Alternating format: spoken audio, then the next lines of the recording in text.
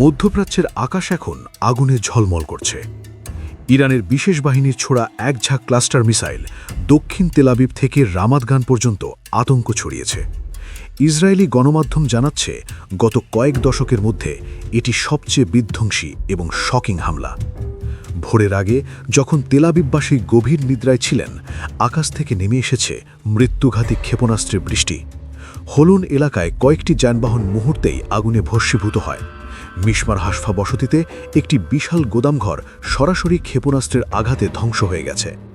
Iran দাবি করেছে, তাদের এই হামলায় আয়রন ডোম সহ ইসরায়েলের মাল্টিলেয়ার প্রতিরক্ষা ব্যবস্থাকে কার্যত ভেঙে দেওয়া হয়েছে। ফলে প্রতিটি লক্ষ্যবস্তুতে নিখুঁতভাবে আঘাত হানা সম্ভব হয়েছে। এই অভিযান ছিল কোনো সাধারণ আক্রমণ নয়, বরং সুপরিকল্পিত শক্তির মহড়া।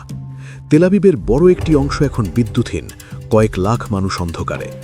ধ্বংসাবশেষের কারণে জরুরি সেবা ও উদ্ধার কাজ চালানো কঠিন হয়ে পড়েছে। প্রাথমিক তথ্য অনুযায়ী নিহতের সংখ্যা 235 ছাড়িয়ে গেছে, আহতদের সংখ্যা আরও বাড়ছে। রামাদগানে বসতি স্থাপনকারীর মৃত্যু নিশ্চিত হয়েছে। ক্ষেপণাস্ত্রের আঘাতে সেডোর ট্রেন স্টেশনও ধ্বংস হয়েছে। একাধিক ক্লাস্টার মিসাইলের আঘাত ইসরায়েলের নিরাপত্তা ব্যবস্থার অক্ষমতা স্পষ্ট করে দেখিয়েছে। আইআরজিসি জানিয়েছে, এটি ট্রু প্রমিস 4 অভিযানের 60তম ধাপ।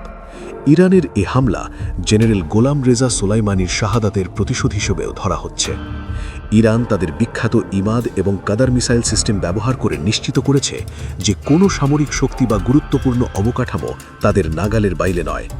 হামলার লক্ষ্য ছিল ইসরায়েলের সামরিক সরবরাহ কেন্দ্র, রাফায়েল অস্ত্র কারখানা এবং অন্যান্য কৌশলগত অবস্থান। যুক্তরাষ্ট্র ও ইসরায়েলের যৌথ আগ্রাসনের জবাবে ইরানের এই হাইব্রিড অপারেশন প্রমাণ করে তারা দীর্ঘমেয়াদী এবং কঠোর প্রতিশোধের পথে অটল।